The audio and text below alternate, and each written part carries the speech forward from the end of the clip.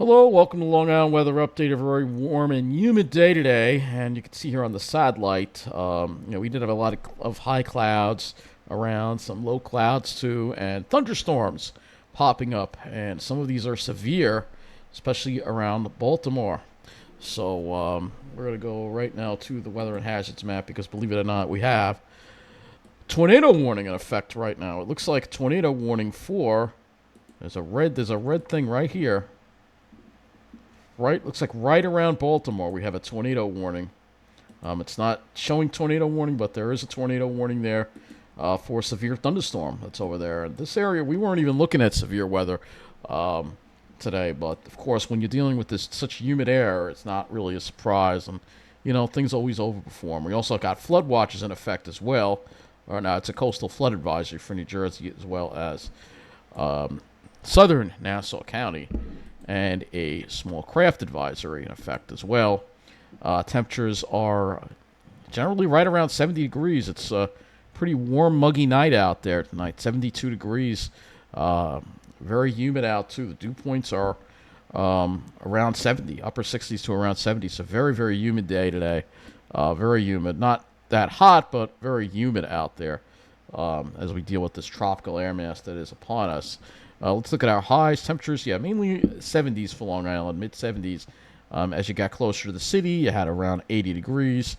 And if you were in Jersey, you were in the mid-80s there. Lows, probably not that low. Low to mid-60s pretty much for most locations. We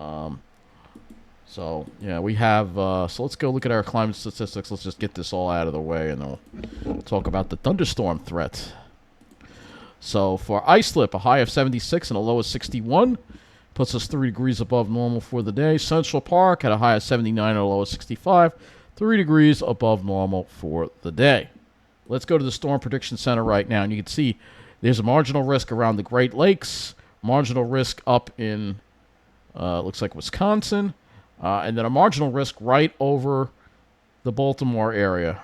Baltimore, Philadelphia, D.C. area as well. And as we go into tomorrow now, they have placed us in a marginal risk for severe weather for tomorrow. So already they've upped the, because this is such a humid air mass, they've put us now in a marginal risk for severe weather. And if we look at the chances for tornadoes, but there is a wind possibility here. Mainly wind, it looks like, for tomorrow. With this cold front that we have approaching, and because we have this warm, humid air mass that we're dealing with right now. So this is the radar, and you can see, here's that tornadic thunderstorm east of Baltimore now, and it could move into Chesapeake City, perhaps Wilmington, and southern Jersey as well. This is what's going to be moving into our area later tonight. It probably will weaken by the time it gets there. But tomorrow, look at all these other thunderstorm lines that we have closer to the cold front. We have a numerous thunderstorm lines here. And if we go to the weather and hazards map here, you'll see we have another tornado warning now in Ohio. Another one in Ohio here for east central Knox County as well. We have other flash flood warnings, as well as flood advisories, and some severe thunderstorm warnings also in northern Alabama. And then you have, of course, all the heat out west. A lot of heat out west. Again, 103 in Barstow. And Flagstaff seems to be escaping the heat, but much of Arizona is very hot. Get that California up into the hundreds again. So very, very hot. Modesto, California hit 100 as well. The air isn't all that dry either. If you go along the coast, though, you do get a breeze if you're by the coast. But if you're inland on the other side of the mountains, you are going to bake over there. Let's just see how hot it got over there. Get some high temperatures here. And you can see the hundreds. Very, very hot. Even 112 for a high. In some of these areas, probably Phoenix also. Let's see, these are Nevada. I think this is Nevada here. Here we have. They got into the hundreds here. And even Flagstaff, did it hit 90 at Flagstaff today? It did. So even there, kind of hot. Even though it's dry, it's it's kind of hot, you know. Also, air quality alert in effect for part of Colorado. You can see where the heat is. And then you have wind-related stuff in North Dakota there. So let's take a look at the satellite image here. We're going to pan this out a little more to the CONUS view. To show you what we have here. So here's your storm here. That low is way up in Canada, but you can see the trailing cold front that we have here as well. It's also interesting here is watch this area too. That looks like it's starting to develop into something. Yeah, we'll have to stop off at the Hurricane Center site too and see if they have anything about that. But you can see here, and you can see again some thunderstorm activity in southwest Texas too, and all that.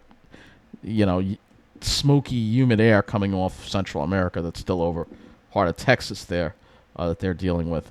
So you see all that going on. So let's look at the Weather Prediction Center map. And you see here that, believe it or not, it's going to get worse because these thunderstorms that are over Philadelphia, over Baltimore right now in Ohio, this is more associated with a warm front. That's right. It's going to get even worse tomorrow because the warm front hasn't even passed yet. And then we have that trailing cold front. And this is all not really in a hurry to move through. If we go to day 2, you see here the cold front is approaching us. We're in the warm sector, so tomorrow is going to be absolutely brutal. And then as we get to day 3, Friday, that front comes through and we get some relief. But tomorrow is going to be very, very humid for sure. So let's look at, let's go to the PowerOutageUS.map here. And let's see what we got here. So we go to PowerOutageUS. It looks like we have some power outages in Texas. California, no surprise, probably due to the heat. Probably some of these just due to the heat. Transformers blowing and things like that.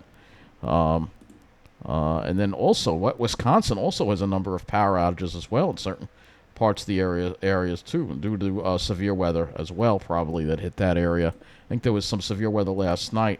Same thing with Michigan as well. Some areas affected by that as well.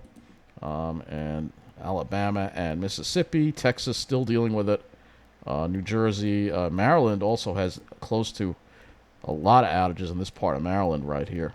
So again, the storms are causing damage in that area.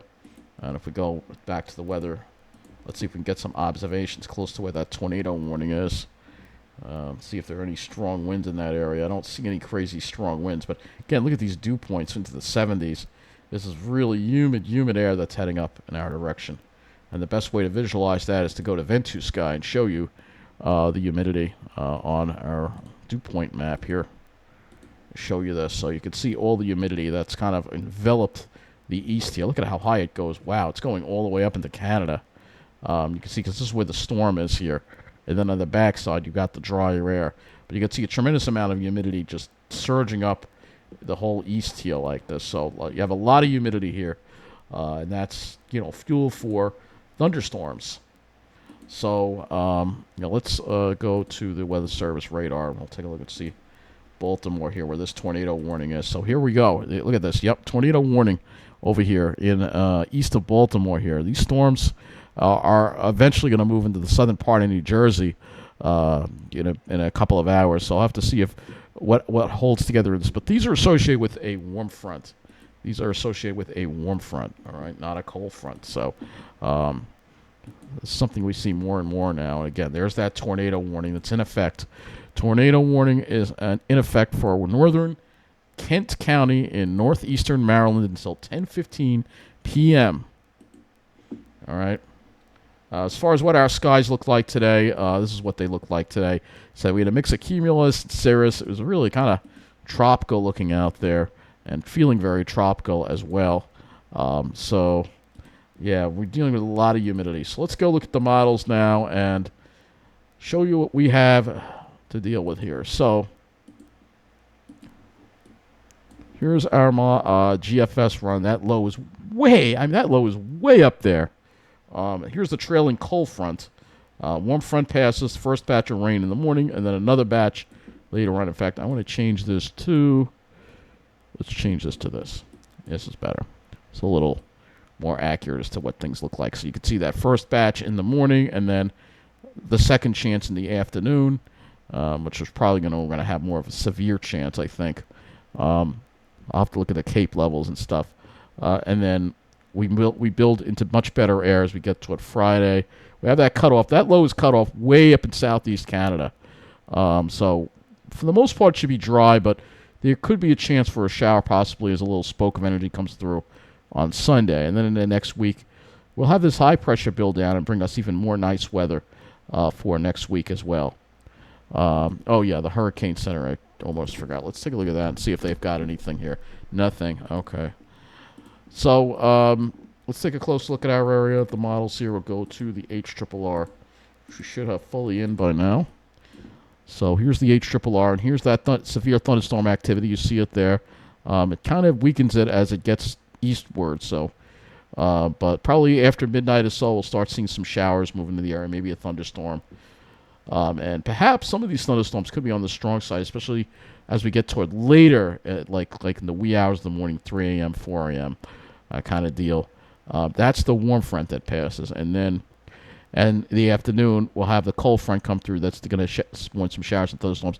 Not a whole lot developing on this, but given the humidity in the air mass, don't be surprised if it may not be a solid line, but whatever thunderstorm forms could be strong, possibly severe, now that we have that marginal risk for severe weather. And then we get rid of this by Friday, though it looks like the HRRR actually wants to develop another area of showers over us Friday just from instability, perhaps. This is the HRRR, and you can see there's that low right there that's spinning around there. That's the HRRR is doing that. It did not do that on the last run. Dew points, here you go. This is going to be the story here. We have southerly winds becoming more southwesterly tomorrow, and that's why I'm concerned that we're not only going to have a lot of humidity, but it's going to wind up being kind of on the warm side too, perhaps hot with the humidity. Again, dew points near 70. This is absolutely tropical air here that we're dealing with.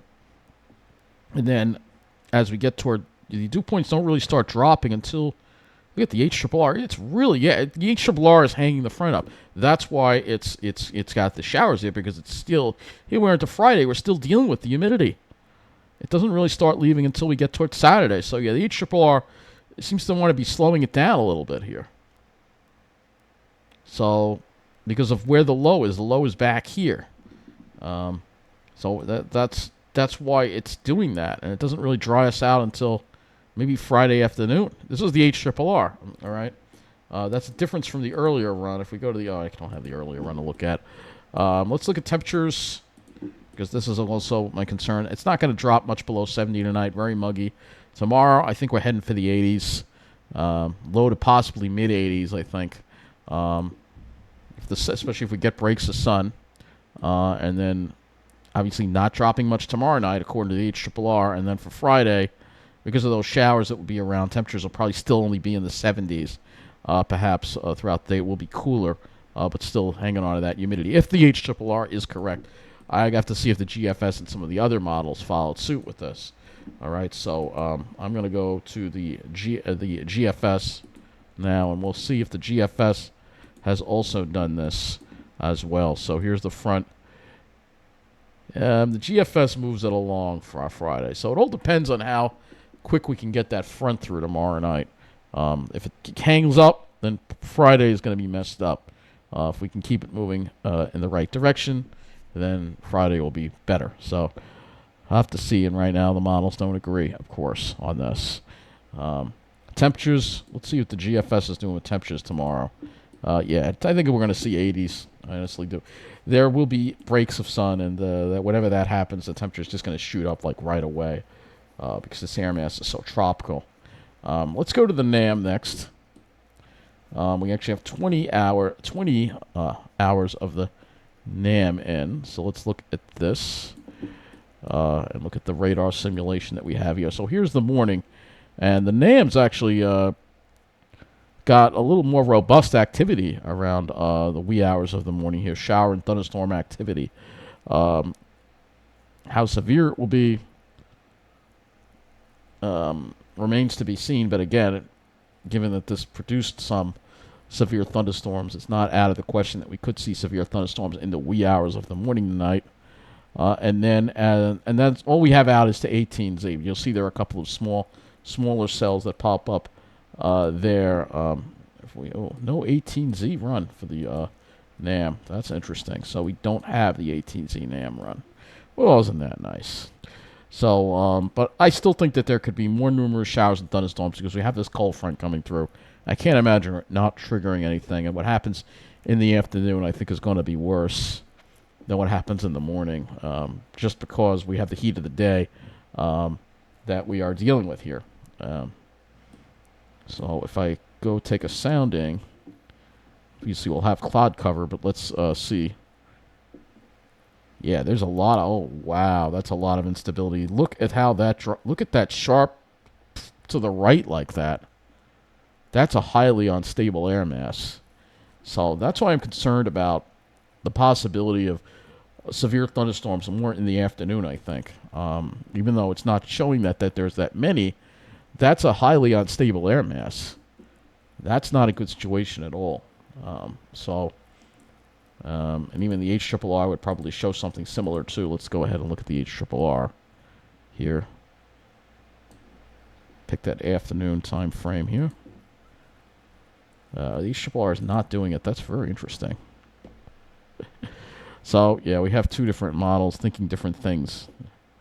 Isn't that interesting? Got to make things more difficult, don't you? But I still think I see the instability there, and I'm concerned about it. Yeah, the HRRR doesn't look terrible. So the models don't agree, unfortunately. But I still think, given the air mass we're in, that the possibility of severe thunderstorms is there. And even, like I said, even the night from this system that we have coming in. We're going to look at another model here. Let's go look at the HDRPS here. This is the HDRPS. And see, I think the HDRPS has kind of the right line of thinking that the worst of this activity is going to go over southern Jersey tonight. And then we will get some leftovers, a little more to the wee hours of the morning here. And then tomorrow afternoon, we're going to have to watch as well because, again, you can see, again, it's not really developing a whole lot. Whatever storms could form, again, given the moisture that's in the air, we could see that severity there that we have. And there's your upper level low, by the way, that you see right there. Go to the RGEM next. This is the RGEM, which I don't usually use, but we'll use that too. And you can see kind of weakens that activity that's affecting Baltimore right now. But again, you got to be aware of what could happen in the evening and the afternoon, perhaps. And here's Friday, by the way. So we'll go and look at the skies next, obviously. Here is the RGEM here. And this is the issue. So we'll have clouds in the morning, but look what happens in the afternoon.